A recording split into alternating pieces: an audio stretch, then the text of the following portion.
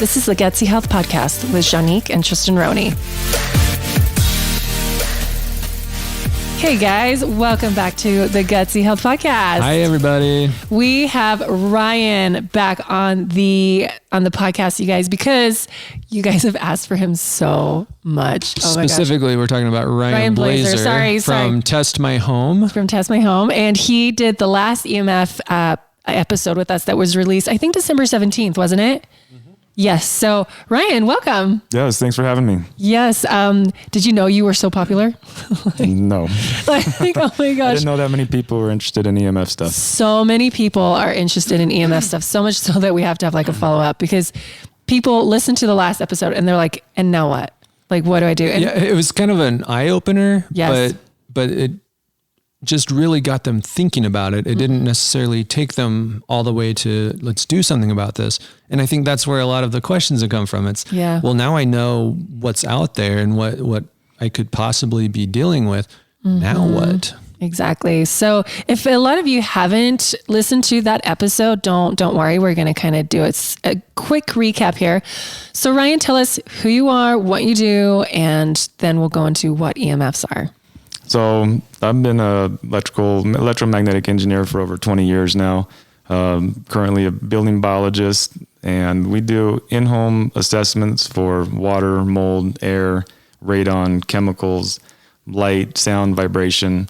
But mostly the EMF stuff is starting to become a big issue, and we focus more on the electric fields, magnetic fields, and radio frequency, which covers all the wireless devices. Very cool. And what are EMFs for listeners today? Because we're going to be utilizing these different terms today, and so we want you to be an expert so you can understand and kind of know what it is we're talking about. Okay, so EMFs are the energies that we have in the air and in the wiring that we have in our house. So our Earth has a static magnetic field. We have a North Pole and a South Pole, and that field doesn't change.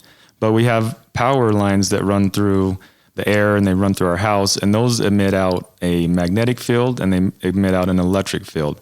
Then we also have wireless devices that transmit our voice and our pictures and our Instagram and all this stuff over the airwaves, and those require high levels of power to get that data. Right. So when we utilize the term EMF, we're kind of lumping all of these three different energies into one term, right? Right, correct. And we really shouldn't be doing that.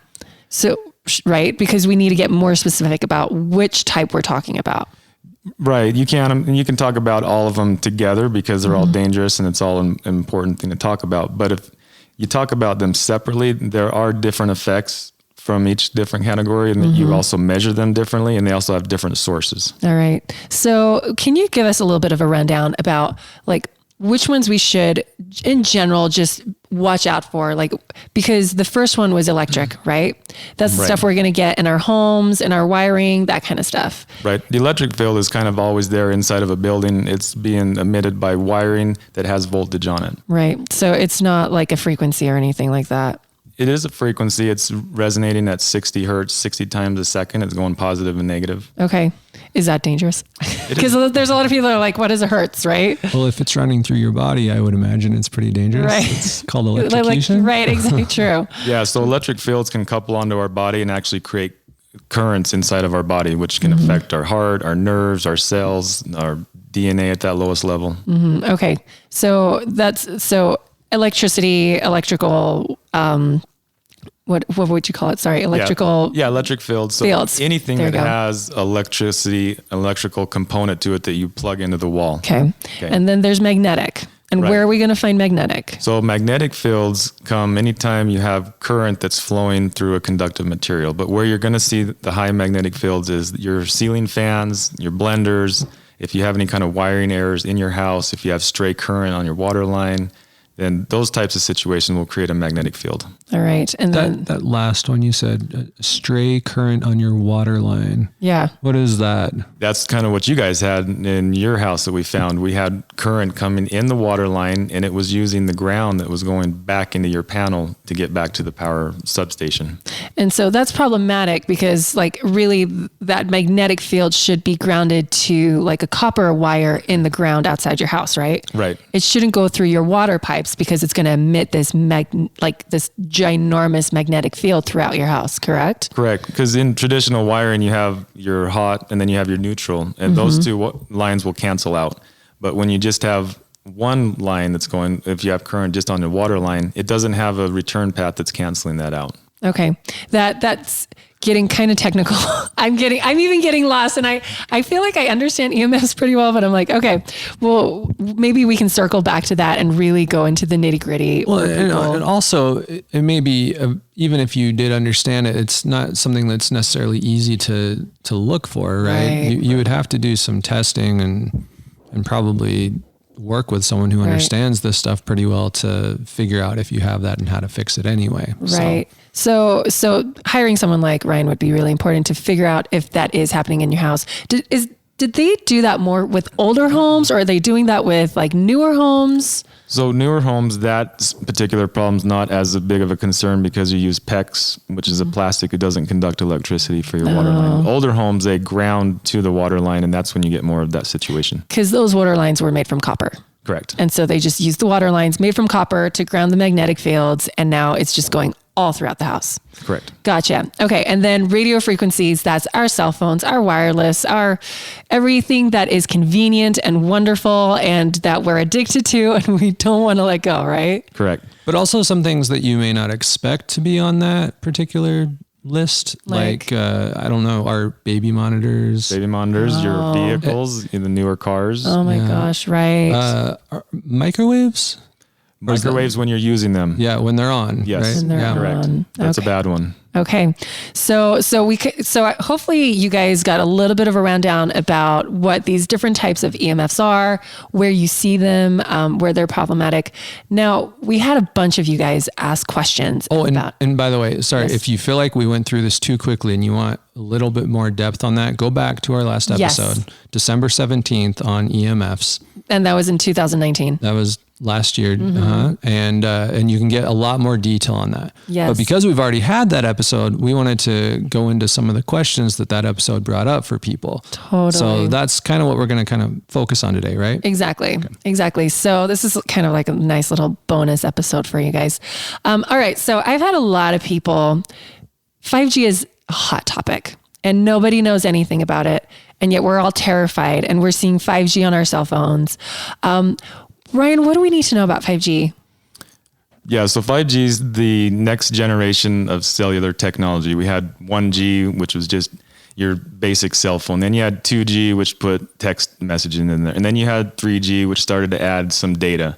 Then we had 4G, which threw in video. And now we're going to step up to 5G, which takes all of those, but it also makes it much faster and much higher bandwidth. Okay. But the more harmful thing about 5G is they're going to make it much more concentrated. So they want to put cell towers every 100 yards or so, so that you can be connected all the time, high-speed data everywhere. And they want to put it on the satellites. They want to make it a worldwide thing.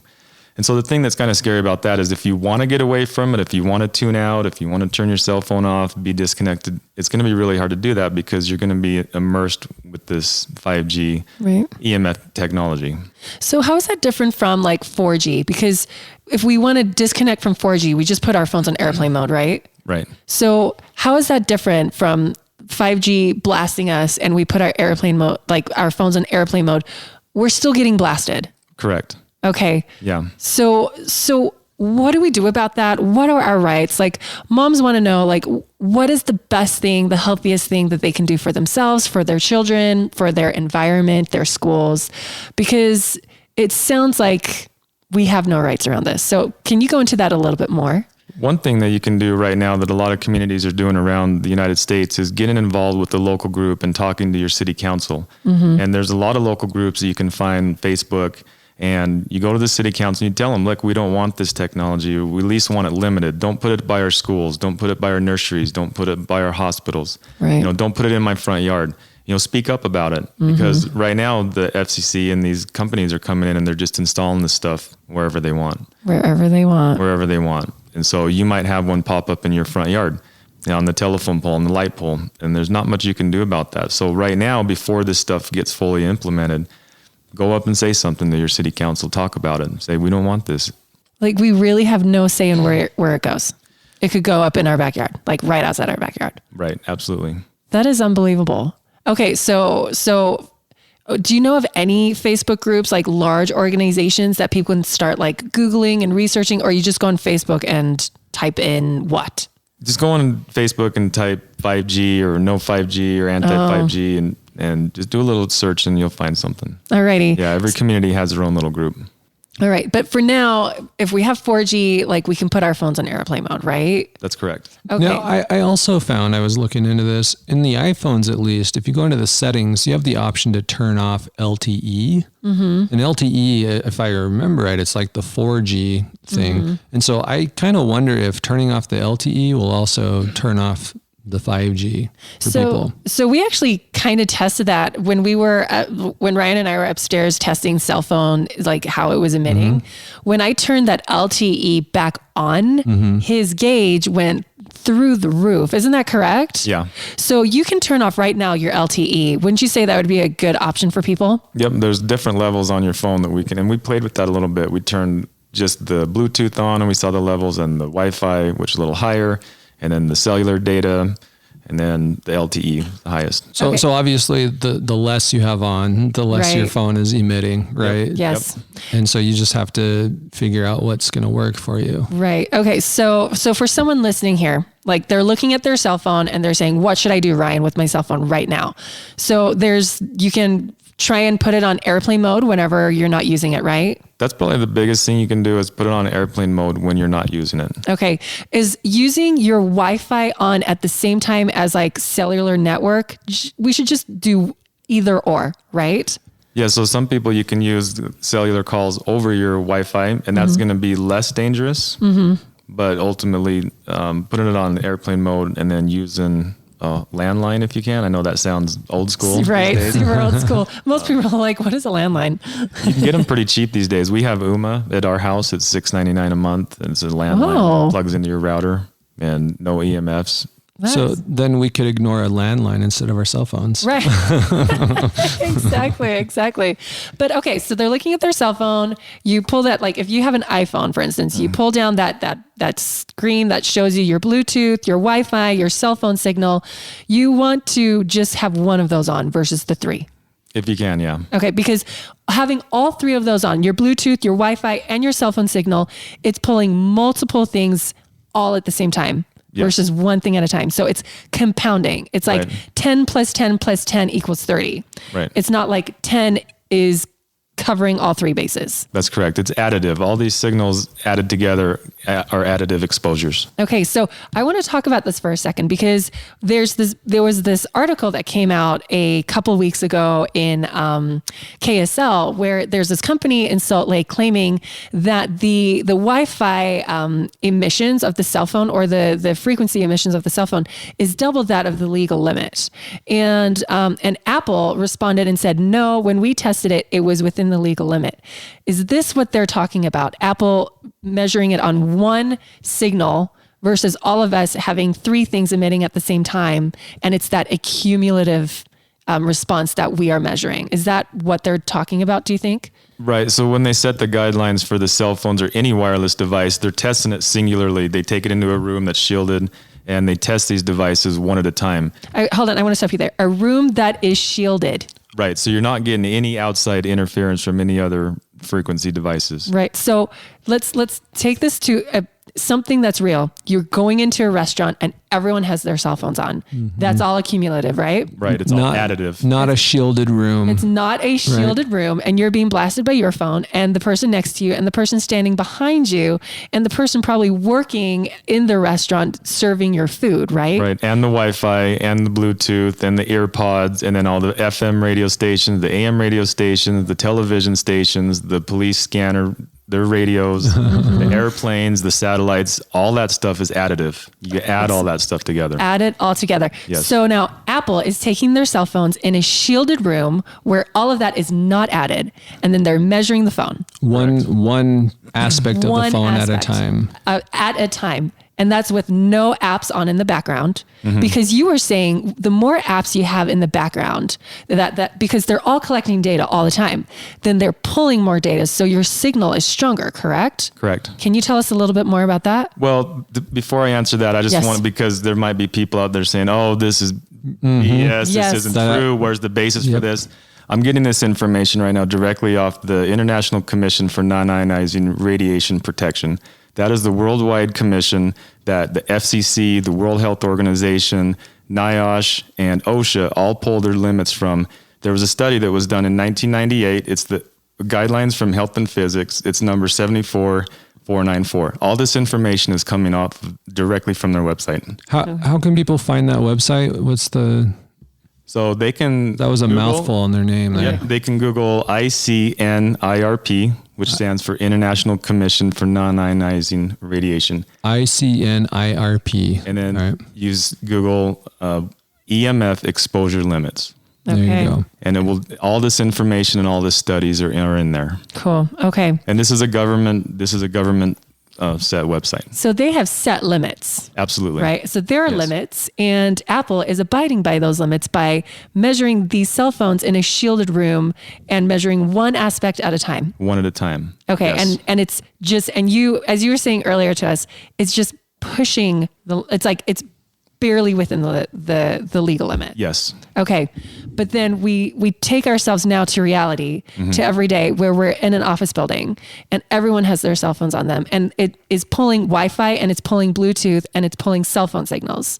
So most likely above the limit now of what's legal. Absolutely. Way above the limit. Okay. That's legal, not healthy. What's legal? There's a big difference there. And when it comes to government standards, they are very rarely optimal. They're minimal, right? Yes. Totally. Okay. So now we're pulling all of these things. We're not in a shielded room anymore because there's no shielded rooms, right? We're at our workspace. Everything is smart now. Everything is Bluetooth, and we're blasting ourselves basically. Okay. Above legal limits. Right. And nothing's being done. Yep. And I want to make a note that these legal limits are set at the point of where they start to measure your skin and your flesh heating up from the inside out. So that's when these levels are set from thermal effects, not biological, not long-term, not chronic, not cancer, from when it actually starts cooking you. Wow. And that, we say this all the time on the show, but that is really important, that long-term effects of these things have not been studied and are very unlikely to be studied, which means that you are the guinea pig. We are, Your family are the guinea pigs. Then there are actually some studies now starting to come out, not necessarily on the full long term, because a lot of this stuff has only been around the last 20 years. But there are studies that are starting to come out that are linking it to cancer and brain tumors and neurological effects and a whole range of neurological problems and chronic illnesses. If you go to the BioInitiative report, Google BioInitiative report, and they've put together all the studies up to date and categorized them on their effects. And there's a bunch of peer-reviewed studies there that you can look up and pull up and see what this stuff is actually doing to us. Right. That's kind of discouraging. I want to be really honest. But there's things that we can do, like what we were saying earlier was put your phone on airplane mode. I don't want to jump the gun too much, but Ryan and I, we're working on something to help people, and I don't know when we're going to get this out, but hopefully we're going to start seeing movements where people are waking up to this and they're saying, you know what, we need boundaries. Because what are we seeing right now with people and technology? And you nailed it. You said, we are addicted. Please tell us more about this that you're seeing. And I mean, like Tristan and I, we counsel nutrition, and people are addicted to food, right? And so it's like, okay, let's look at it as it is and realize that you are chemically addicted to this food. And then we retrain ourselves away from that so we can eat nourishing food so you can heal your body. We're seeing this with our technology where people can't let go. Right. Absolutely. Yeah. And so, I mean, for the last 20 years, I've worked in the commercial and industrial industry, setting the standards for public and private health, in the work industry, making sure a lot of these standards are set and they're followed.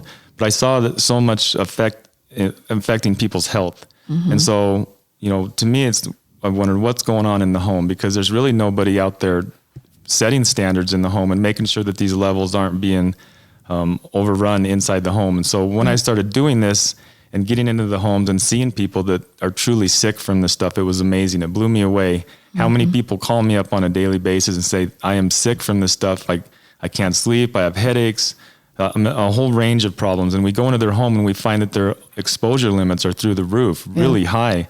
And as soon as we take this stuff away, a lot of their problems go away. And so I'm seeing this on a daily basis. But when you brought up the addiction point, that's a big one that I'm seeing. And not just the kids and the teenagers, us adults are addicted to these phones too. Tristan, you were mentioning how with our last podcast, you had a lot of men come up to you and be like, this has caused marital issues, because what we're seeing is women are totally on board. They're like, yep, let's switch off Wi-Fi at night. Let's put our phones in airplane modes. And husbands, spouses, what's happening? And well, obviously they're not very happy about it. Right. And there's a good reason for that, because technology has brought us a lot of convenience. So much. Right. We have blazing fast internet that goes right to the palm of our hand. So we can watch whatever videos we want. We can play video games whenever we want with our friends on the other side of the world if we'd like. And now people are telling us this is bad for you. Right? That's not fair. That makes life harder. Yeah. So they're upset about it. And because they don't have the education on it that some of the people who have listened to the podcast have gotten. Right. To them, it just seems like, well, there's these tinfoil hat crazy people telling my partner that all this stuff is bad for me. And now I have to go through all this inconvenience and potentially pay out money to change how our house functions. And for what? Right. So I think a really good question that maybe we can try to help people answer is, how do you get someone on board with this? Like, how do you explain it to them in a way that helps them see the importance of it? So I want to bring up something. I think we spoke about this in the last episode, but these husbands would go on the internet and then research and be like, look, this graph shows that on these frequency waves, like cell phones are here, and then you have sun, and then you have x-rays, and then it gets worse and worse. So it's safer than the radiation from the sun. Like, why is it so hard? Because what you explained is we have the magnetic, we have the electrical, and then we have the radio frequency. Why can we not find these levels of the radio frequencies of all of these machines? It's so hard. It's so hard. You try and Google and you can't find it. Right. Yeah, you got to know where to look for this stuff, because obviously a lot of this stuff we're looking at is on wireless technology. Right. And so you're not going to find a lot of anti-wireless technology propaganda out there on a wireless device. Right. So where do we find them? Because these husbands were like, look at this article, look at this research. Like, you see, it's safer than, whatever, like microwaves are fine. Like, so how do we have this disconnection? How do we get around it so that everyone can kind of be on the same page?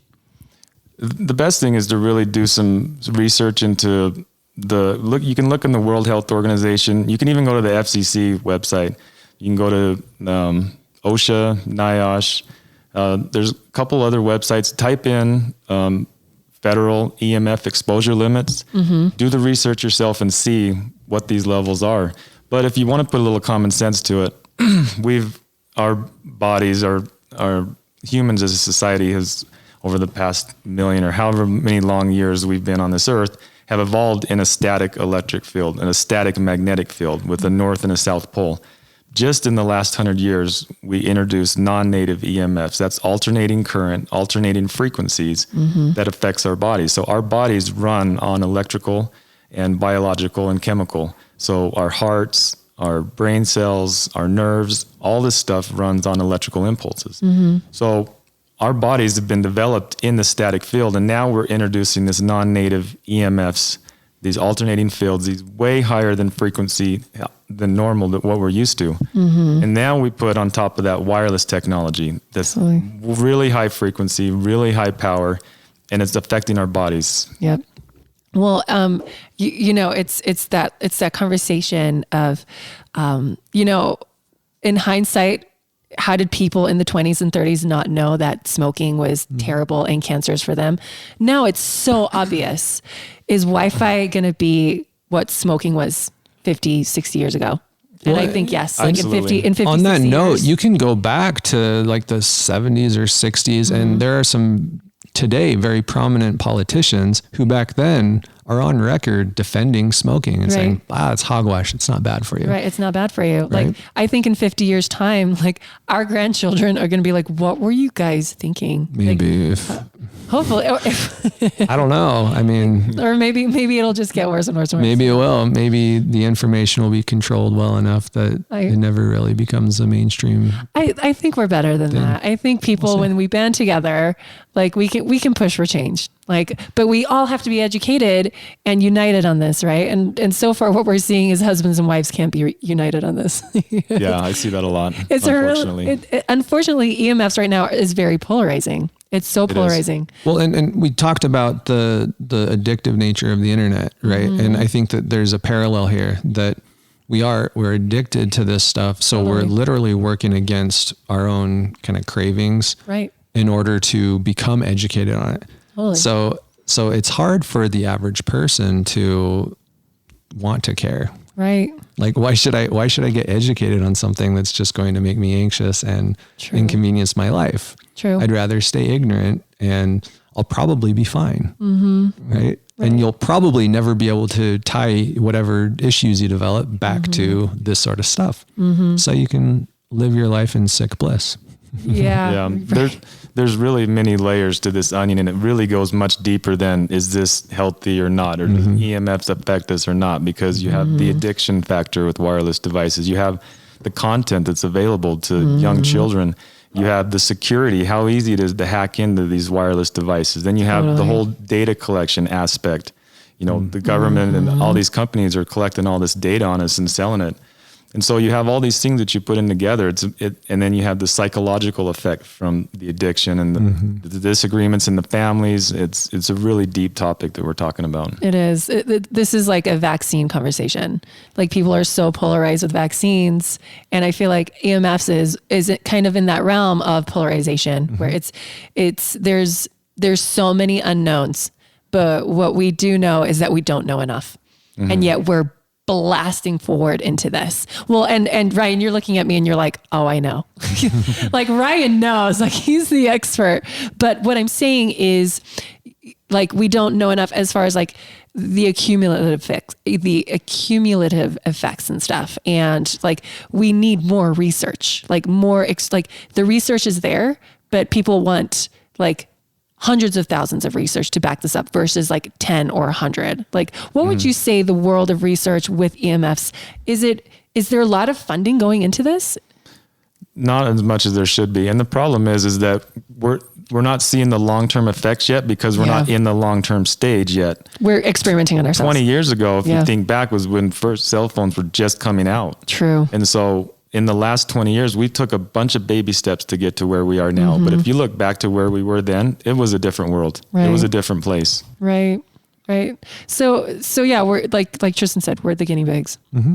Right. So, okay. Anything else we want to say about this? Because we have a bunch of, I do have one last thing to say about this. And here, while we don't know a lot, here's what I do know, that with almost everything we talk about on this podcast, it seems to make a lot of sense for us to go back to what our ancestors were doing. Mm-hmm. Right. Totally. That when we were eating real food, particularly food that we knew who was growing it, people were healthier. Yep. Right. Exactly. That when we were interacting with the world around us, the way that our ancestors do, where we're actually interacting with it and not through a screen, we do better. Yep. So I don't see how this particular thing would be any different. Right. Even if we're absolutely wrong about the physiological effects of this, which I don't think we are. No. We still would benefit from minimizing the amount of this technology that we allow to infiltrate our lives, and spend our time interacting with the real world more. Totally. And kind of going back to, we talk a lot about eating natural food versus man-made synthetic food. What you were saying earlier is like the electrical currents that our bodies make, that the earth makes, these are natural. Right. What we're dealing with, what we put in our pockets, what we're looking at on screens, these are unnatural frequencies. These are unnatural waves. Mm-hmm. What would you even call it? Are they waves? Are they frequencies? What are they? Waves are frequencies, but they're variations of current and voltage in time, if you want to get scientific about it. But Yeah, I mean, you nailed it on the head. You couldn't have said it better. They're unnatural. They're unnatural. And we are, not only are we exposing ourselves to these unnatural waves, but we're bombarding ourselves with them. We're wearing them constantly, 24/7, with our Apple Watches, with our cell phones in our pockets, with our iPads, with our kids' toys, with our kids. Like, they all are, like, it's everywhere, and it's unnatural, and our bodies are not used to this. Which, once again, is not to take away from the fact that there are benefits to these things. Totally. Because I don't want anyone to get the impression that we are like these extremists that want everyone to go back to living in a tent and herding sheep or something. Totally. The fact is that we do benefit in a lot of ways from these things, like having 911 in your pocket if you need it. That's a very valuable thing. Being able, in our business, we interact with people on the other side of the world. Yeah. I literally did a consultation with someone in Eastern Europe this last week, and that was available to us because of technology. So we're not saying we need to completely get rid of the technology. No. What we're saying is we need to limit how much of our lives technology is able to take over. Totally. Right. And to add to that, we're not against the internet. We're not against technology. We're not against these devices. What we are against, and I shouldn't even say against, but what we're warning and what we're trying to limit is the EMF exposure that's coming from the wireless portion of this stuff, and the electrical fields and the magnetic fields. And there are ways that you can use this technology safely. There are a lot of things you can do. So you can still have all of these comforts. You just got to do it in the correct way, and you got to be educated about it. And that's the problem, is that we're not educating ourselves or our kids about how to use these devices safely. And not just the EMF portion, but the addiction side, the content, the safety, the security. All these things need to be talked about. We need to be teaching the kids in school about this stuff, because there's a lot of scary stuff that these kids can be getting into with these devices. Dangerous stuff. And so the education needs to be there. It's just like cigarettes or drugs or alcohol. You can't just give this stuff to immature people. You got to have the education behind it. Well, and what we're saying is you don't have to become a monk. You just need to have boundaries, and this idea of having boundaries with technology is a completely new concept. No one's ever talked about this. Maybe people have, but this is new to our world of like, hey, putting Wi-Fi off at night while everyone's sleeping. Something as simple as that. Like, no one needs that. So switch it off. Having your phone on airplane mode whenever you're not using it. Boom, easy, done. You don't have to think twice about it. Or having your phone more than 20 feet away from you when you're not using it, and putting the ringer on loud so you can hear it when someone's calling you if you need that convenience. But it's that versus having it in your pocket all the time. So have it 20 feet away from you, so that's a healthier realm. Having one thing drawn to it. So not Bluetooth and cell phone wire, signal and Wi-Fi, like do one of those, just like making these little limitations. It would be like saying, hey, being out in the sun, like sun radiates you, so never go in the sun. No, go in the sun. It's so good for you. But that actually is a big topic that's been up for us lately. So we're not just pulling that out of thin air. But what we're saying is don't be in the sun for 12 hours a day, because you're going to burn yourself, right? Like limit it, like do 30 minutes at a time, go in the sun and be in the shade a lot. Like, a couple hours, awesome. But 12 hours every day, like you're going to burn yourself to a crisp. So that's what we're saying, is just limit it, be smart about it. And you don't have to make life extremely inconvenient. It's just small little things that you can be a little bit more conscious about, but not anxious about. Right? Okay. Well, I think that kind of pounds that topic into the ground. So let's maybe get to some of the other questions that came up. So some of the other questions that came up were stickers and stickers and blockers and the harmonizers. Harmonizers. Yes, exactly. So let's talk about those because this is a big one. So from a physics standpoint and from an EMF exposure standpoint, they do absolutely nothing. I've measured all of them. A lot of my clients that I go to their house, they have these things. And so I take the opportunity to measure it and show them and give them an example of what they do. And they don't do anything to lower EMF exposure. If you talk to some of these people that sell them, they'll tell you, well, they neutralize or they line up the cells in your body or they do all these other things. That might be. And if that's what you're trying to do, that's what you should claim that it does. But if you're trying to lower EMF exposure, if you're trying to cheat your way around using these devices and not getting hurt, that's not the way to do it. These devices are not doing that for you. And just to reiterate that point, they may or may not, those harmonizers may be lining up the cells the way that they say they are, but we can't test that. We have no way of knowing whether that's really happening. So you're gambling with your own money and your health if you go that route. I can tell you 100% as an electromagnetic engineer that they are not lowering your EMF exposure, period. Right. Absolutely not. How about the cell phone covers? Like, cause like it's covering like half the phone.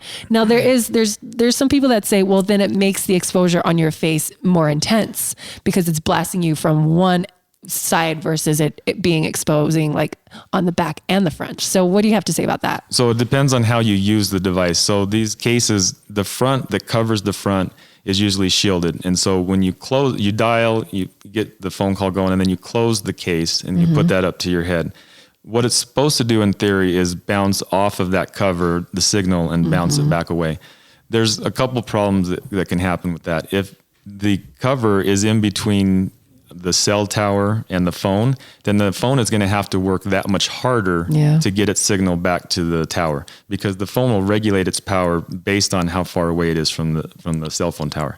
And it does that to save battery life. So if you're putting shielding in between the tower and the phone has to kick up the higher power. What that's going to do is radiate your hand more and potentially radiate your head more. Gotcha. And another problem with that is a lot of people use their phones with the faces open. They're scrolling Instagram, they're scrolling Facebook, they're sending a text. What's going on then is they have the cover flipped around to the back side and they're holding it in their hand. So now all of those signals that should be sent into the tower is being reflected directly at their face. At their head. So it's a reflector, basically. It's a reflector. You got to look at it like a mirror. So if you are going to have those cases, you need to hold it open like a book when you're looking at it from the front.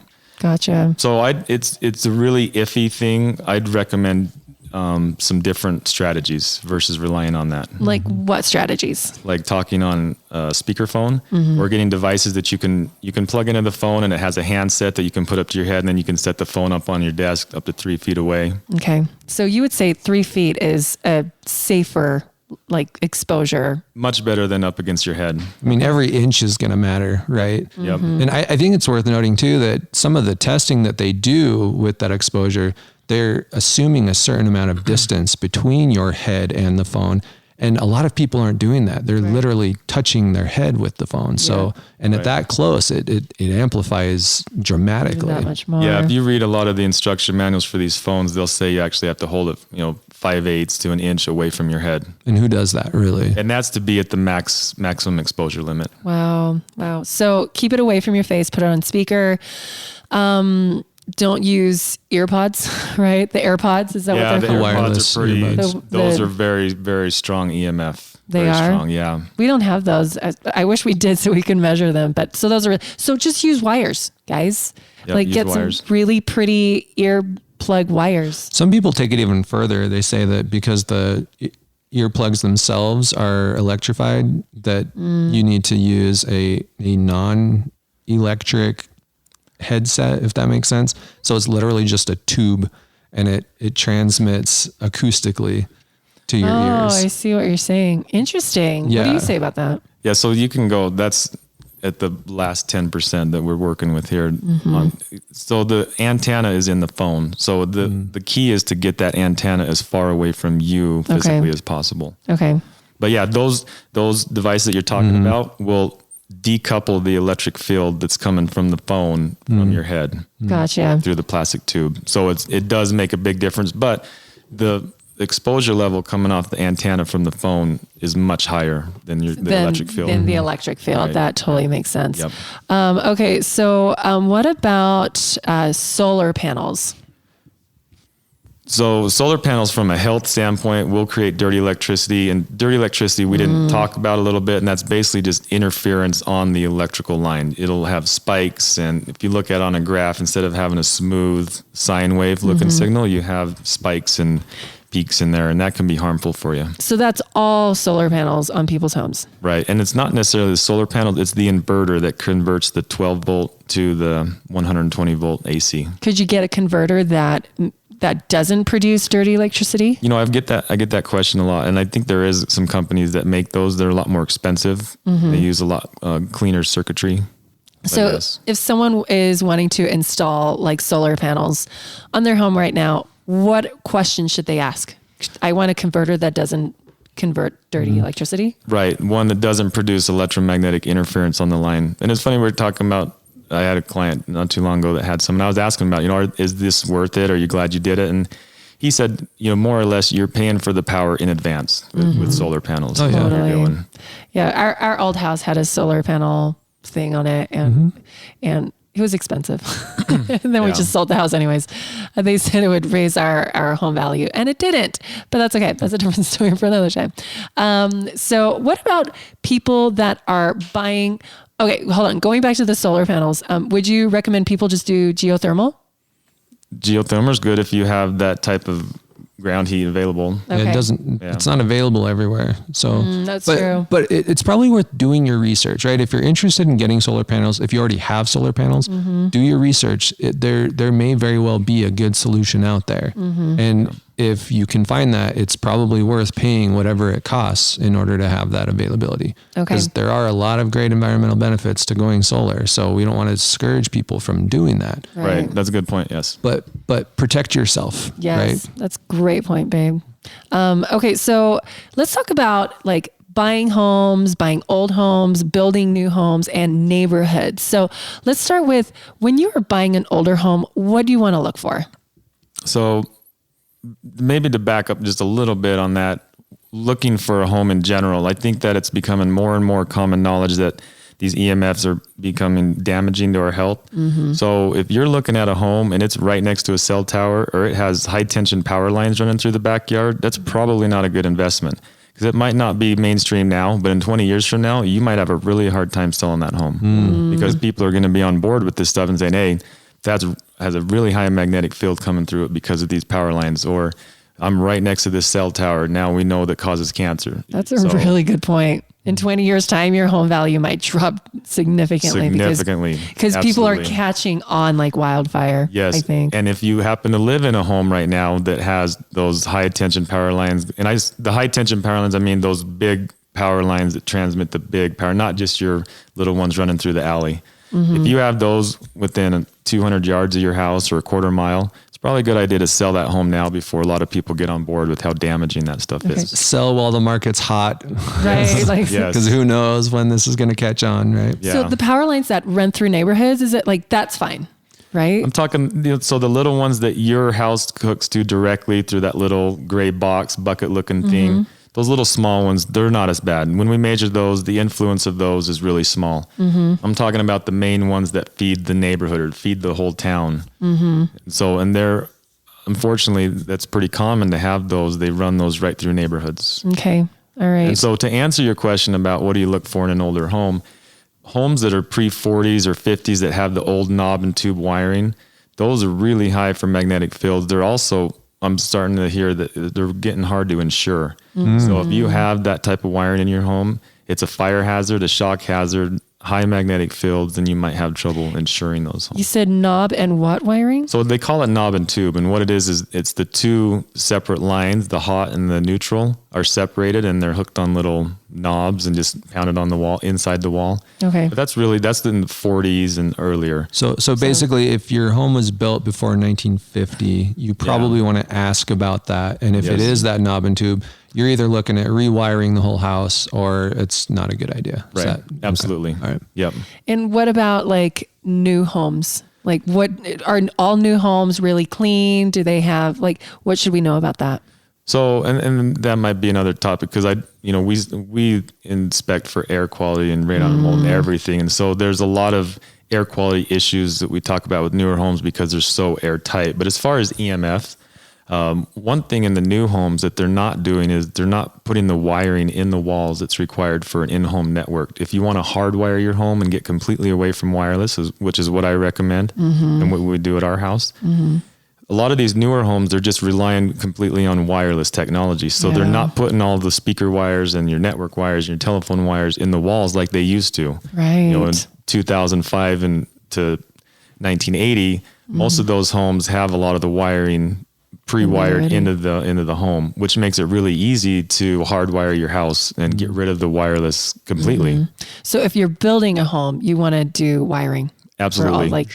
Put a phone in there, put the network, the Cat 5 and the speaker wire and your cable. Yeah, the coax cable. And it's really cheap to do. And even if you don't plan on using that cable now, resale value is going to be much more valuable in the future if you have these homes already wired. Because once the walls are up and the drywall's up, very hard to get those wires through your house. Very, very hard. Cool. That's a great point to put up. Okay, so when people are trying to look for good neighborhoods to move into, what should they be looking for? No, like we mentioned before, the big wires are no, the cell phone towers, no. What else would you recommend that people are not living nearby or should be mindful of when looking for a neighborhood? Are we talking just EMF stuff or just in general? I mean, because let's go a little bit more general. Let's go more general, because it doesn't do any good for a person to find an EMF friendly house that has other problems, right? Yeah, in a toxic swamp or something. I mean, some of the obvious ones are if it's by a big freeway or a big highway, then you're going to get some carbon monoxide and you're going to get pollution coming off of that, plus noise and vibration. If you're by a big factory, if it's a big building with a bunch of white smoke or colored smoke coming out of it, you got to ask those kind of questions. Also farms or orchards where they're going to spray a lot of glyphosates or pesticides and herbicides that could drift over into your yard. These are all things you want to look for buying a home, because not just for the health and safety reasons, but for resale value down the road. Right. There was, what was that research paper that came out? It was done in Europe or in England, and it showed that the closer to a freeway you lived, the higher rate of I think it was cancer. Was it cancer? The higher rate of cancer people were experiencing. But I think generally health issues tend to go up quite a bit as you get closer to the freeway. And there's a lot of reasons. Probably noise pollution is a big factor in that as well. We used to live kind of close to a freeway. And we did. It was awful, but there were some neighborhoods that were like up on a hill and the sound would just be funneled right into the neighborhoods. And it was unbearable. And I don't know how people could handle living there, because it just made me feel crazy whenever I was in those neighborhoods. Okay. So another question someone asked was, where should we put our routers? As far away from the sleeping area as possible. Okay. And still being able to get your connection. All right. What I want to emphasize to people is walls do not block the radio frequencies at all. So it doesn't matter that there's 3 walls between you and the router, or that it's below you. You're like, well, I'm on the 2nd floor. It doesn't matter.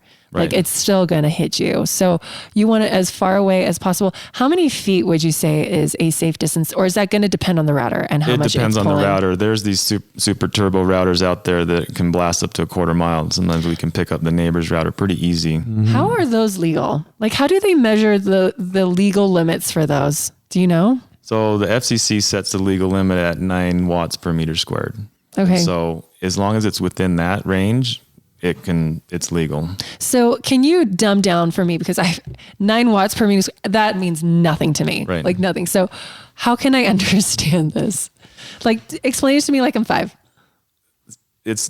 It's very powerful. Okay. It takes a lot of energy to... I mean, for example, our neighbors on one side have a very powerful router, and we get 5 bars from their network in our house, even on the opposite side of the house. Oh, geez, right. And I don't know what exactly hers is transmitting, but that's strong stuff. So what do people do when they live in apartments?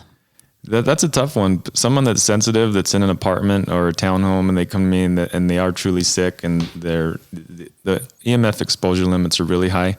A lot of times the best thing is they need to move to a better location that's a little more healthy for them, because when you have neighbors on 4 or 5 sides of you that you can't control what they're doing, you need to, and you're sick and it's affecting you, really the best thing you can do is move, because to try to shield your home is very expensive. And in most cases, they don't own the home. Exactly. So they don't have that option. Is there paint people can use, or fabric? Like what can we buy to protect ourselves?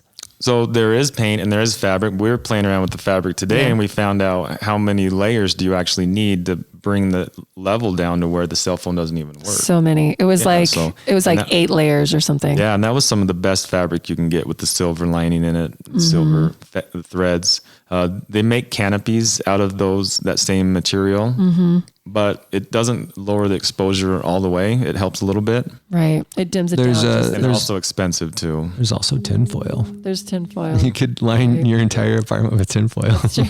That'll really keep you friends. So those tinfoil hats are a real thing.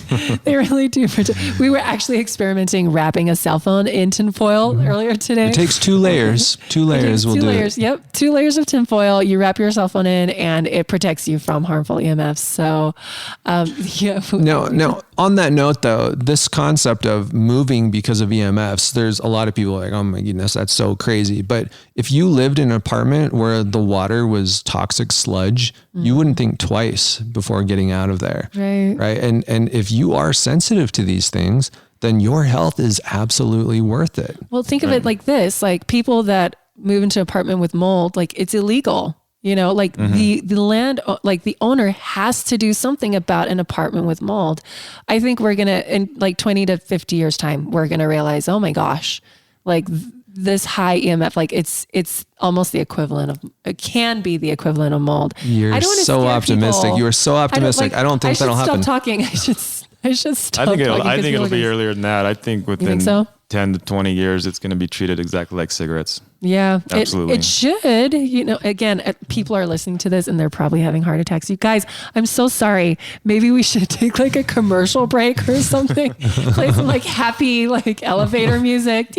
Well, I think focusing on what we can do is really good. Talking about the options that we have, because there are a lot of options. I want to get to that at the end. Please hang in there, you guys. Like, don't have a heart attack right now. We are getting like, there's so much hope. There are so many options. There's so many things you can do. So just like keep listening to us for the next 10 minutes and you'll get that. Okay. There were some other questions. Maybe we should like cruise. Well, I wanted to say something else about the router question, because people ask, how far away should we put it? A lot of routers have Ethernet ports in the back. Yeah. And you can actually turn off the signal. So it's not a Wi-Fi router. Right. And then it's basically just an Ethernet bridge, right? And then you can directly plug your computer, TV, whatever, into the Ethernet port, and you've got everything you need without having the Wi-Fi signal there. Right. You just have long Ethernet cables. Right. I like that. So that honestly would be the best option. And if you can't do that, then move it to the other side of the house. Right. And so when people talk about hardwiring their home, that's exactly what they're referring to. And they make adapters for your cell phones also, and for iPads, for almost all the wireless devices. You can plug them in and hardwire. Can you get those on Amazon, or is there a better place? Yeah, Amazon. You can get them on Amazon. So there you go. So simple. There you go. Okay. Products to purchase. Have we already kind of covered that? What can we talked about the fabric. We talked about the paint. Okay. So so that's a kind of a loaded question too. So purchase to do what exactly? Because I think maybe they're referring to some of these cheater devices, the harmonizers, the stickers and stuff. And so, we talked about that a little bit, but just be careful of all those kind of devices that promise you put this sticker on and you're going to be fine. An analogy I like to make is, because they say like the shungite will absorb some EMF, and it will a little bit. And so putting on a shungite necklace, though, is not going to block you from EMF. It's like putting on a necklace with little sponges and then jumping in the pool and saying you're not going to get wet. Right. Because the EMF is coming from all directions. It's fully immersive.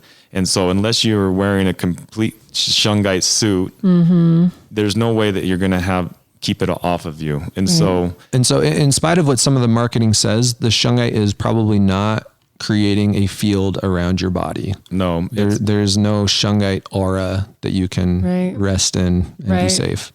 Exactly. Maybe we should get to, so what can people do?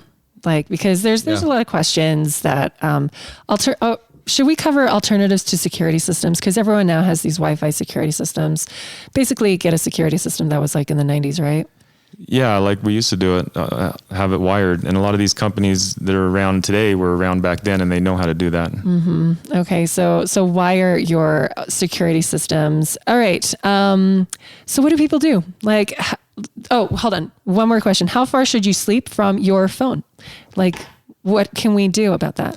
So I recommend at night when you're done using your phone, put it on airplane mode, and also make sure your Bluetooth and your wireless is off. So most Samsungs, when you hit airplane mode, it shuts them both off, or all three of them off. But on Apple's or iPhones, you need to shut them all off separately. Okay. And so once all those devices are off, your phone's kind of free game. You can set it there by your nightstand if you want, or put it on your pillow, whatever you do with it. It doesn't matter at that point.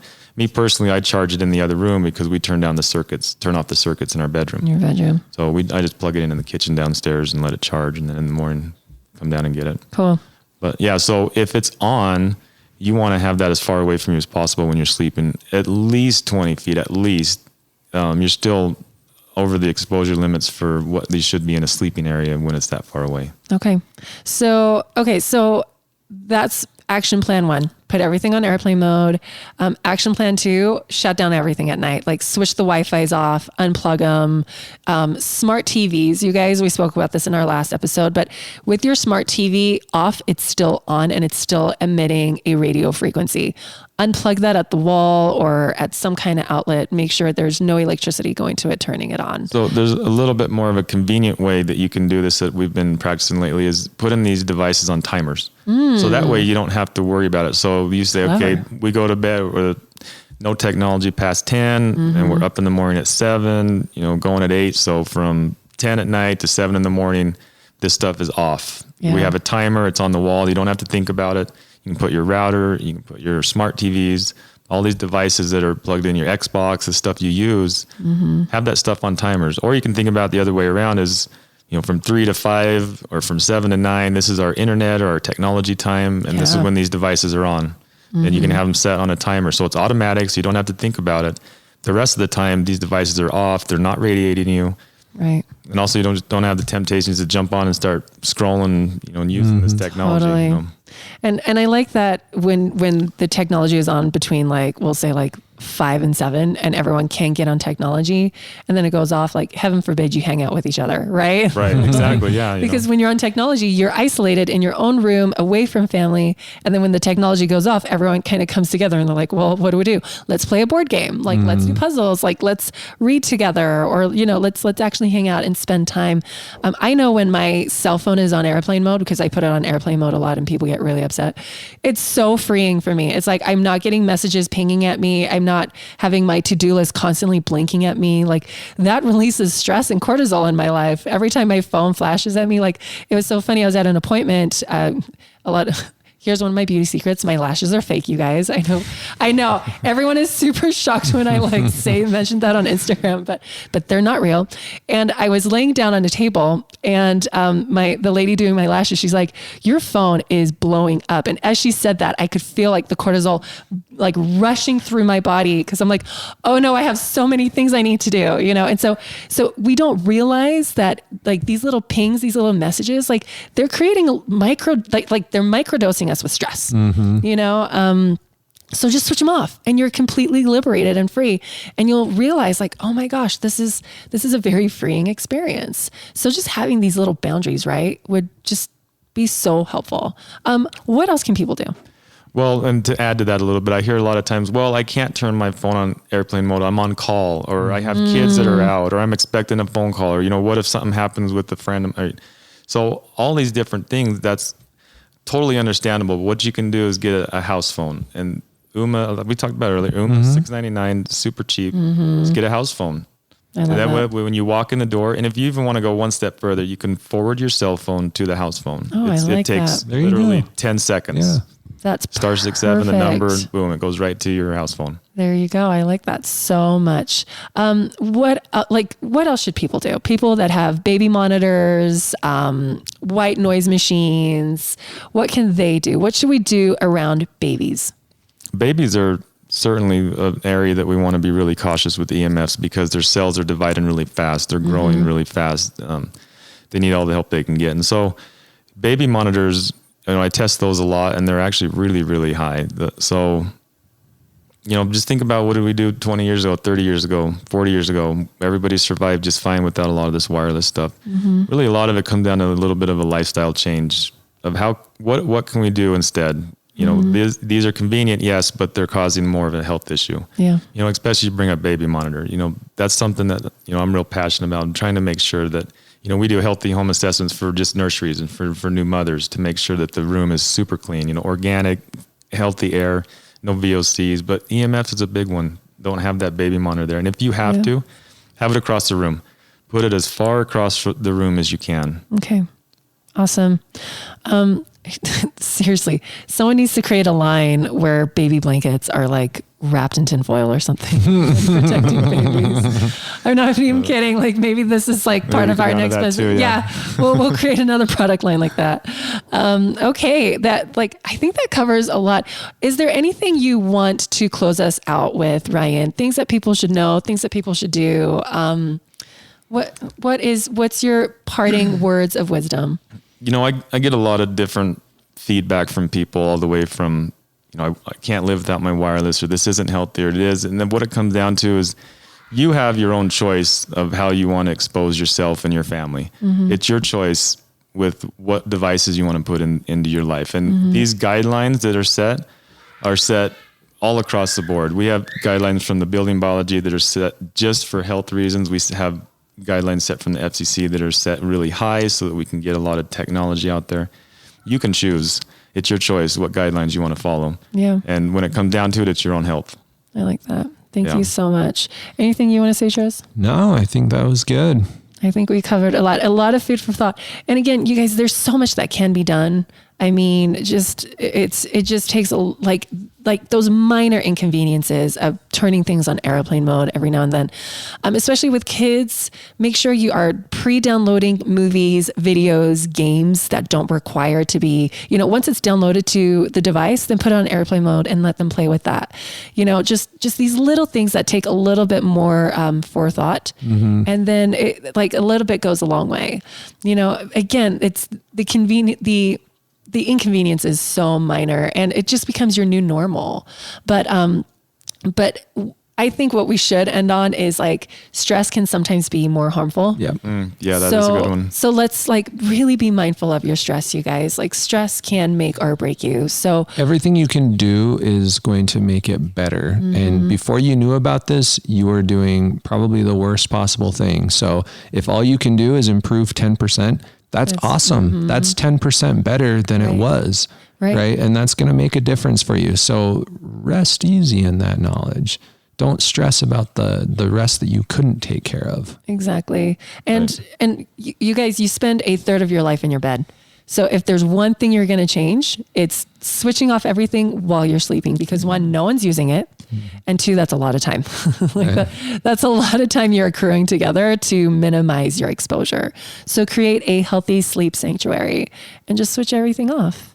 And what else? We should probably tell them how to get in touch with Ryan if they're interested in learning more about what he does. Testmyhome.com is the website that you can go to and learn all about that. He does some really amazing stuff and he is full of brilliance. So you want to get to know this guy. Exactly. And thank you. Do you have any other platforms that people can get a hold of you, or is that the main one? That's really the main one. We have an Instagram page that we're getting going now, but really the website is got a lot of good information on it. My wife put that together. She did an amazing job. She really did. Yeah. Hi, Sam. How's it going? Anyways, Ryan's wife's name is Sam, guys. That's why I was just saying that right there in case that wasn't clear. Thank you so much again. Yeah, you bet. You guys, please leave a review if you loved the episode. If you like the podcast, please subscribe, tell your friends, all that jazz. And we will talk to you next week. See you later. Bye. See ya.